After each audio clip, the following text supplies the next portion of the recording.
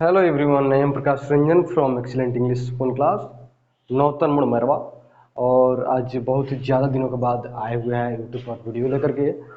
लेकिन बहुत ही मज़ेदार है और 12th के 11th-12th के लिए बहुत ही इम्पोर्टेंट टॉपिक है, जो कि मोस्ट इम्पॉर्टेंट है आप लोगों के लिए। और हर एक एग्जामिनेशन के लिए यह टॉपिक बहुत ही ज़्यादा ज़रूरी होता है। लड़के को लगता है कि यह टॉपिक बहुत ही ज़्यादा डिफिकल्ट है, लेकिन आज के बाद ये वीडियो जो देखने के बाद आपकी हर एक परेशानी इस वीडियो को लेकर के, उस टॉपिक को लेकर के सारे दूर हो जाने वाले हैं। तो ठीक है, तो हम लोग चल रहे हैं उस टॉपिक को बात करने, उस टॉपिक पर डिस्कस करने जिस टॉपिक का नेम है, जो उस टॉपिक का नेम है नरेशन।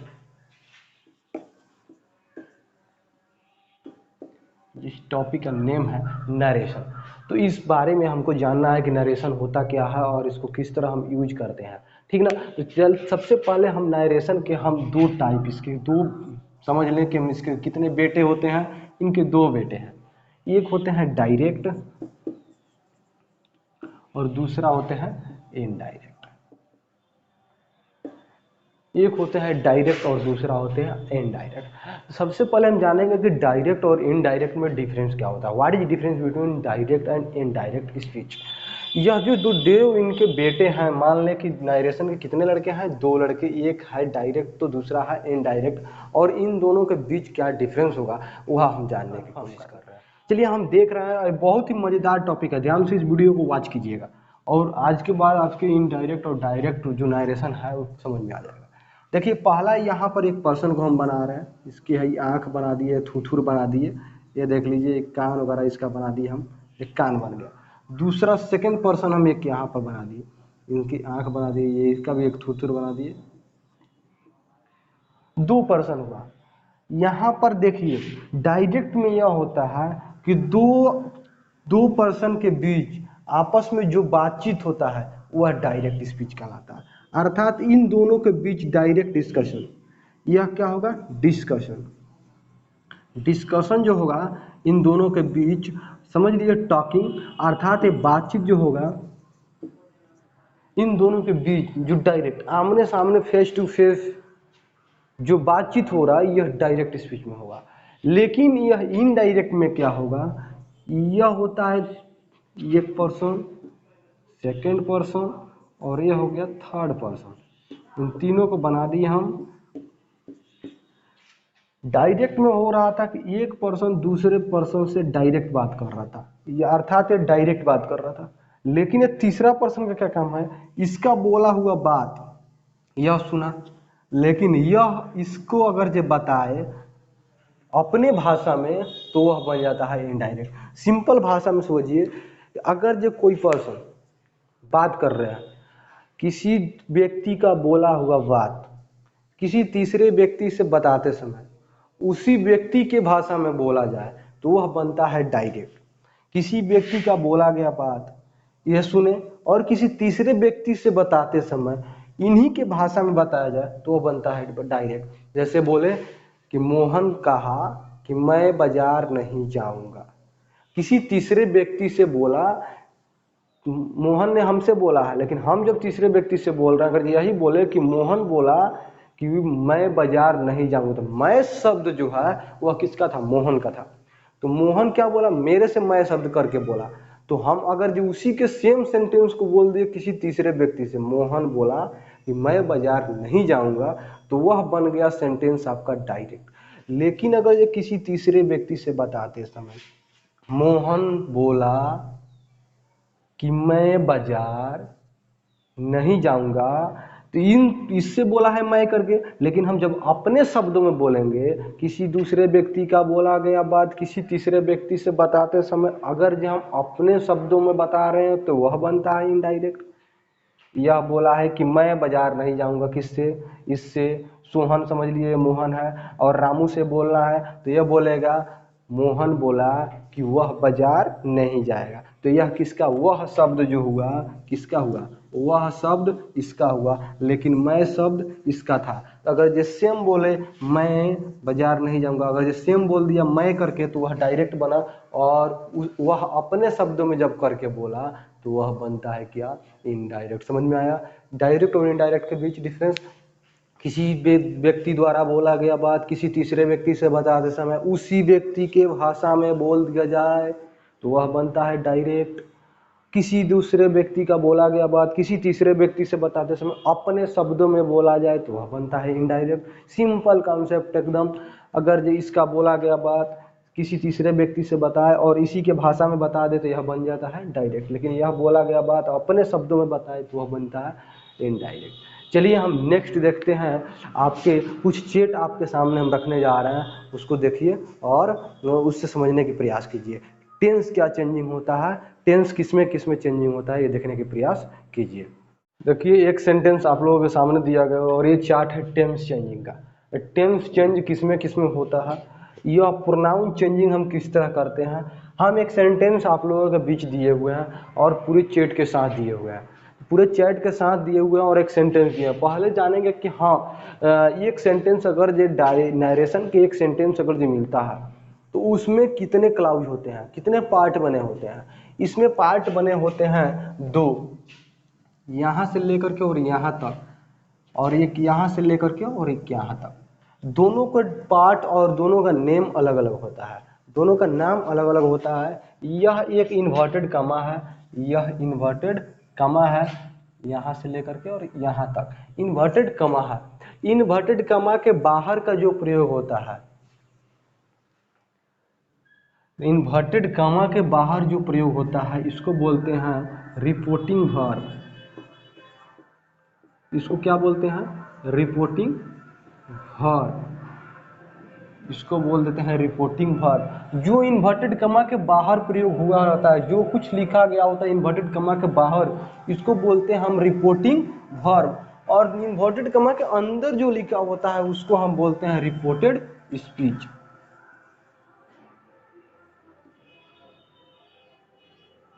इसको हम क्या बोलते हैं, रिपोर्टेड स्पीच।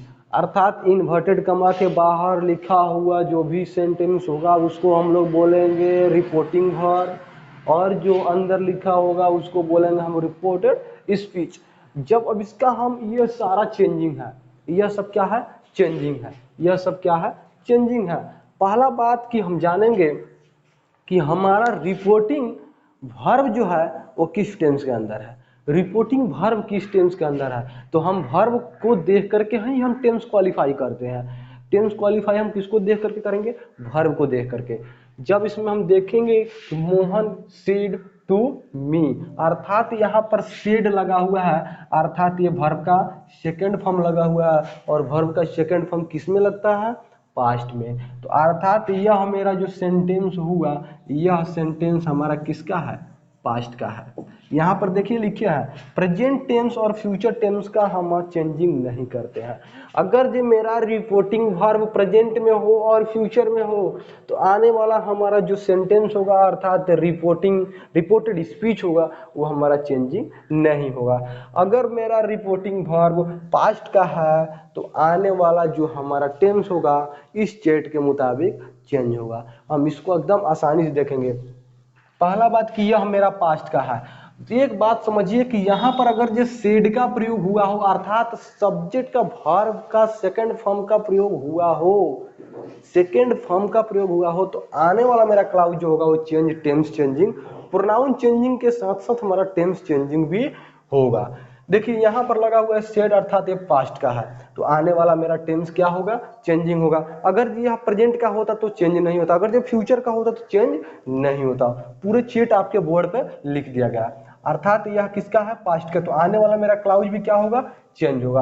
अब इस चेट के मुताबिक हम क्या करेंगे, देखेंगे आने वाला क्लाउज जो हमारा रिपोर्टेड स्पीच है उसको देखेंगे कि यह मेरा टेंस क्या है।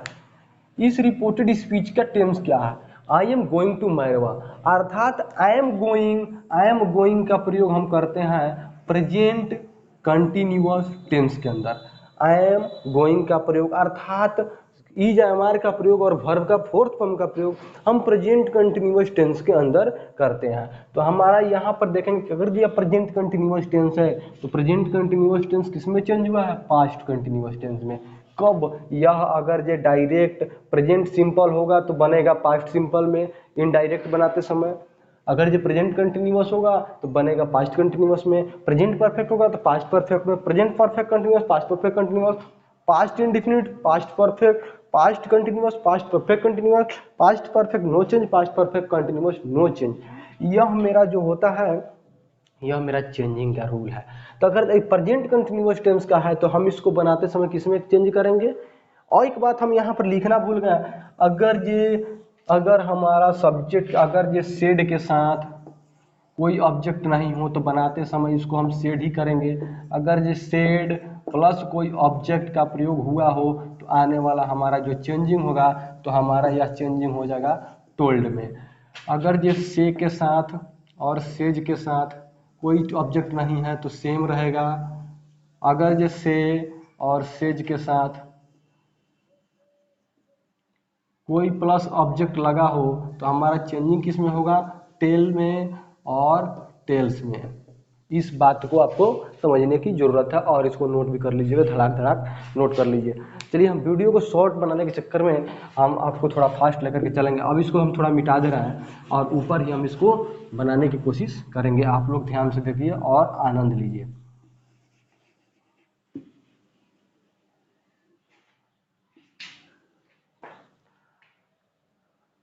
देखिए यह मेरा जो है अर्थात यह मोहन को हम क्या करेंगे, मोहन को हम लिखेंगे जब इनडायरेक्ट बनाएंगे तो मोहन को मोहन लिखेंगे। अब यहाँ पर सेड के साथ क्या लगा है, टू मी, अर्थात सेड के साथ कोई ऑब्जेक्ट लग रहा था तो किस में बदल रहा था, टोल्ड में। इसको बनाएंगे हम टोल्ड। उसके बाद यह मी को हम मी लिख देंगे। उसके बाद हमारा आया क्या, इन्वर्टेड कमा। क्या आया, इन्वर्टेड कमा। इन्वर्टेड कमा को हटाने के लिए हम प्रयोग करते हैं डैट का। इन्वर्टेड कमा हटाए और प्रयोग क्या किए, डैट का। अब आया मेरा क्या, रिपोर्टेड स्पीच। यहाँ पर देखिए हम पर्सन जब प्रोनाउन चेंजिंग किए हैं तो यहाँ पर क्या है, प्रोनाउन आई है।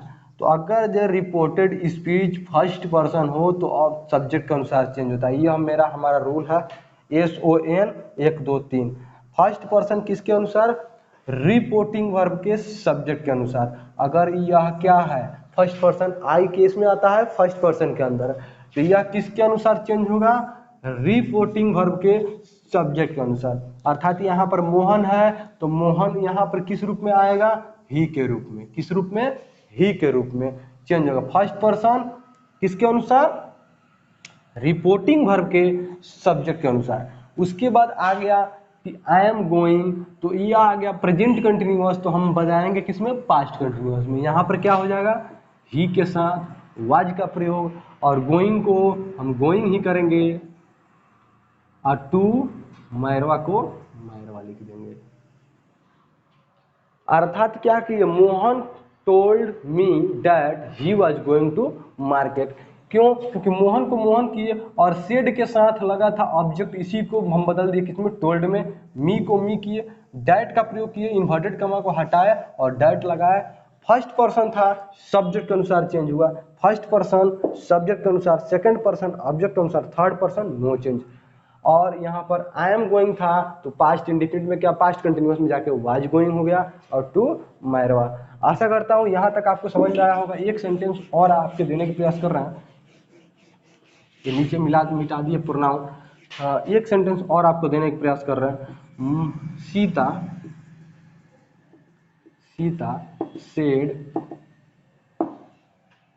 Sita said Mohan goes to Shivan. देखिए यहाँ पर सीता सेड, तो इनडायरेक्ट बनाते समय सबसे पहले सीता को सीता लिखें। उसके बाद सेड के साथ कोई ऑब्जेक्ट नहीं है, तो सेड के साथ कोई ऑब्जेक्ट नहीं आ रहा था तो इसको सेड ही लिख रहे थे। इनवर्टेड कमा हटाने के लिए यहाँ से और यहाँ तक हटाने के लिए किस चीज का प्रयोग करेंगे, डाइट का प्रयोग करेंगे। मोहन कौन सा पर्सन है, third person no change. Subject अनुसार फर्स्ट पर्सन, सब्जेक्ट अनुसार सेकंड पर्सन, ऑब्जेक्ट अनुसार थर्ड पर्सन नो चेंज। यहाँ पर मोहन है, क्या करेंगे, मोहन। उसके बाद यहाँ गोज टू मार्केट, अर्थात यह किस रूप में है, प्रेजेंट इंडिफिनिट। बनेगा किस में, प्रेजेंट सिंपल। बनेगा किस में, पास्ट सिंपल, अर्थात पास्ट इंडिफिनिट। गोज को हम किस में बदल देंगे, वेंट में। उसके बाद टू शिवान, कोई दिक्कत परेशानी नहीं। आशा करता हूँ कि यहाँ तक आपको कोई दिक्कत और परेशानी नहीं हुआ होगा, यहाँ तक आप अच्छे से समझ पाए होंगे। अगर आपको वीडियो अच्छा लगा होगा तो लाइक कर दीजिए, चैनल को सब्सक्राइब करके चैनल के साथ जुड़ जाइए, क्योंकि इस तरीके के लेटेस्ट वीडियो आपको पर डे, आशा करता हूँ कि रोज या फिर एक दिन डिले करके अल्टरनेट आपके पास वीडियो मिलता रहे। कोशिश मेरा यही रहेगा और नरेशन के A to Z आपको वीडियो मिलेगा। तब तक के लिए बाय बाय, और वीडियो को लाइक कीजिए, अपने फ्रेंड सर्कल में शेयर कीजिए, चैनल को सब्सक्राइब कीजिए। तब तक के लिए बाय बाय।